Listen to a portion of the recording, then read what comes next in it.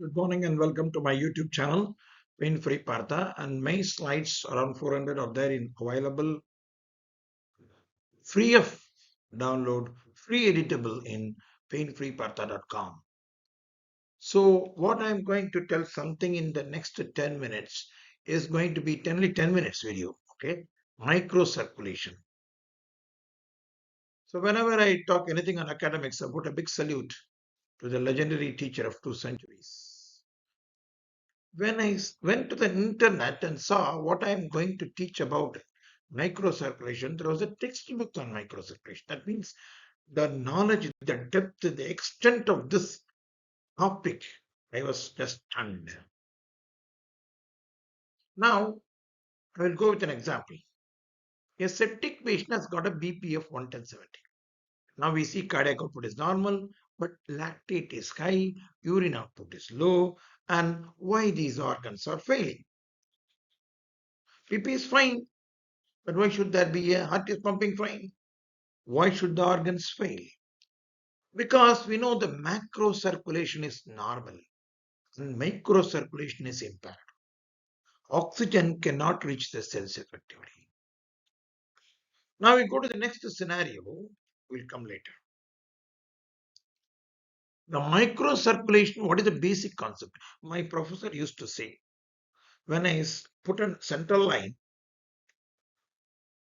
and after the surgery, the draping is over, I cannot access the central line. It's very difficult. I got to do like this and go beneath the draping and all. So what it tells is your macro ideas are good and your micro planning is zero.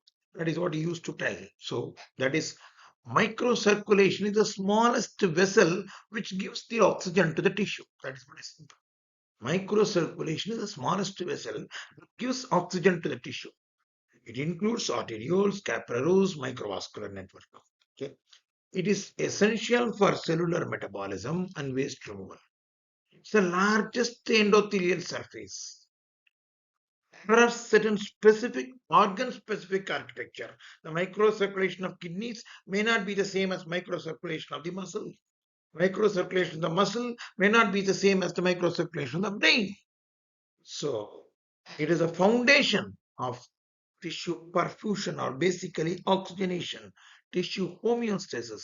That means exit of carbon dioxide, maintenance of acid-base balance, all these things. This is the basic concept of microcirculation. Now again, the heart pumps and gives to the renal blood flow to the kidneys. Now, if you go into the tissues, these are all small arterioles. This is the tissue cell. These are the capillaries. This gives oxygen and this takes out carbon dioxide. All these things has to happen here. This is the concept of microcirculation. I am telling here the macrocirculation is delivering blood to the organ and microcirculation is delivering oxygen to the cell. If you are able to understand this point of macro and microcirculation, it is enough. Yes, we have already told arterioles, capillaries, venules, the endothelium, what I call as a glycocalyx. This glycocalyx protects the endothelium because the endothelium is having a lot of blood. Sometimes it goes fast, sometimes it goes slow, sometimes it is turbulent. All these things, the endothelium should not get injured. So glycocalyx protects this. There are a lot of neural mechanisms. Now I will go to the glycocalyx because glycocalyx also is an exam question. Microcirculation is an exam question. Glycocalyx itself is an exam question. Yeah, if you go into simple example, you have an entrance road to the hospital, an exit road to the hospital. The traffic police is the endothelium, and glycocalyx is the road protective covering, and the whole traffic control is the same thing is happening in the microcirculation. Arteriole, capillary, venule, endothelium, and glycocalyx, which is a protective layer of the endothelium, and the neural and hormonal control of all these things.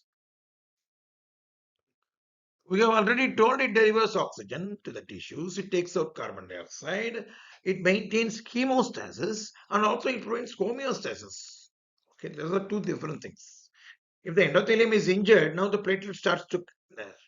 So it prevents endothelial injury and prevents better hemostasis.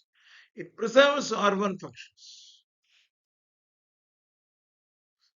because this microcirculation, see here, so much surface area and is very thin. These are the two essential properties of the microcirculation. It has not a large surface area and it is very thin membrane. So easily goes out everything. That is what we want. And it regulates the diameter. Sometimes it goes big, sometimes it goes small. All these things happen because of neural and hormonal control.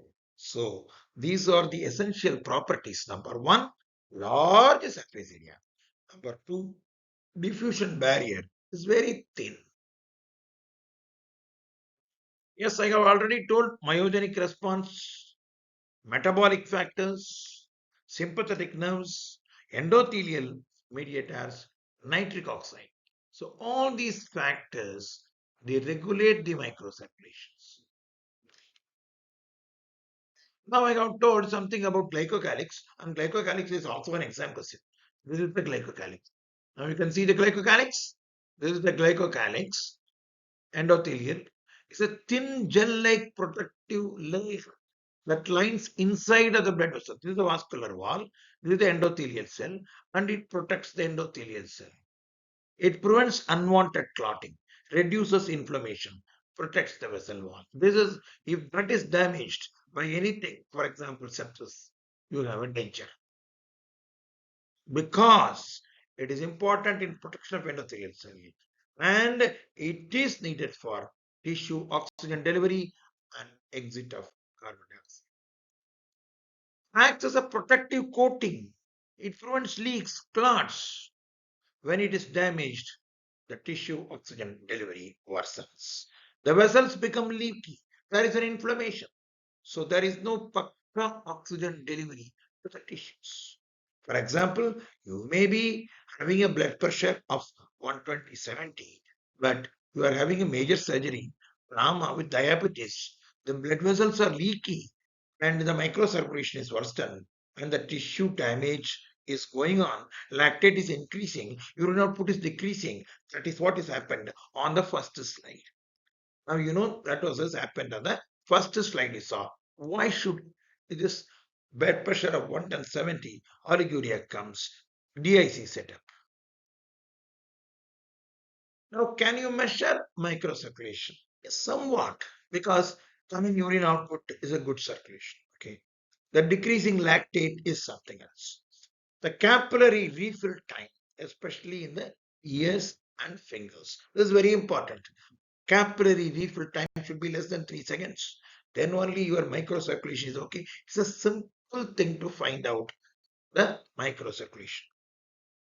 But you have sublingual video microscopy. You put a video microscope here and you see this like this and this. They have an analysis. Now, what can be assessed? The total vessel density, how many vessels are there? How much it is perfused, how much is halfway breaking, the number of vessels here and the number of vessels there, all can be assessed.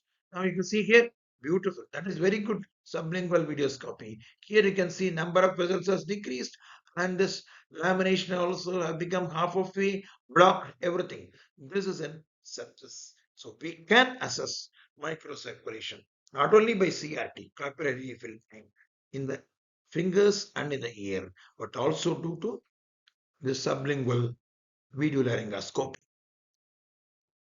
There are a lot of tests. We can also measure the glycocalyx. We can see the skin mottling, thermal challenges, vaso-occlusion. So many tests are there. But what is important is the CRT, skin mottling, and the ongoing, what you call as the organ function betterment.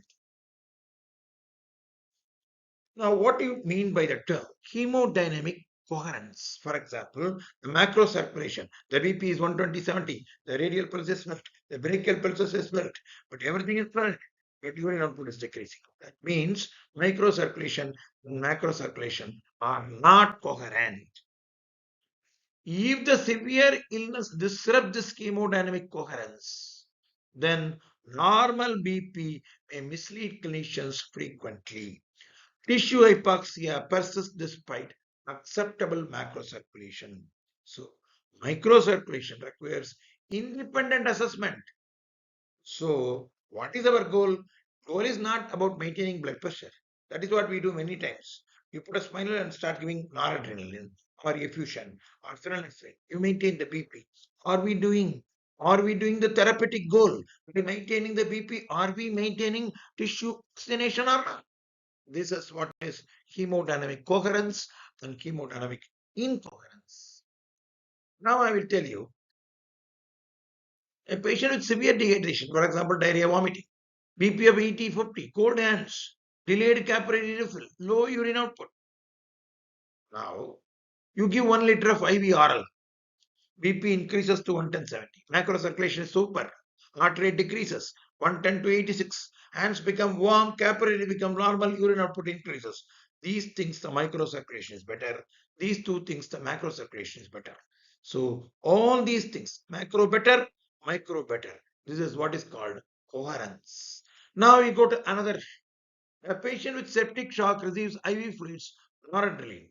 Now BP improves to 75/40 to 110/70, but skin remains mottled. Capillary refill is still 4 seconds. Lactate remains high. Urine. This is what is we commonly encounter. Septic shock. BP is fine, sir. Fantastic. We are maintaining. Vasopressor slightly come down. What is important? Has the tissue been oxygenated? Has the tissue has given out its carbon dioxide or not? That is what is important. So it is not there. That is why tissue hypoxia persists. Urine output is poor. This is what is called hemodynamic incoherence. From 110/70, even same thing remains. In microcirculation during anesthesia, anesthetic influence vascular tone. Propofol decreases microvascular density. Volatile agents dilate resistant arterioles. Regional anesthesia may alter tissue perfusion. Anesthesia alters inflammatory endothelium. All these things are there, but still, what are the clinical implications is still under investigations. Surgery also produces inflammatory microvascular alterations. Post major procedures reduce perfused vessels. Cardiac surgery, microvascular impact. Non-cardiac variable perfusion distances. Lactate may reflect inadequate tissue oxidation. Many times you can see. Start a breast case, major case. Sometimes they extend with X-ray resection, all these things, 3.5 hours, BP slightly decreases. You maintain with noradrenaline. And end operatively, if you take an ABG, it will show 7.27. This is what is this macro micro incoherence. And this is possible even with surgical changes. Now we need balanced fluid therapy, no exits, no deficit, no excess.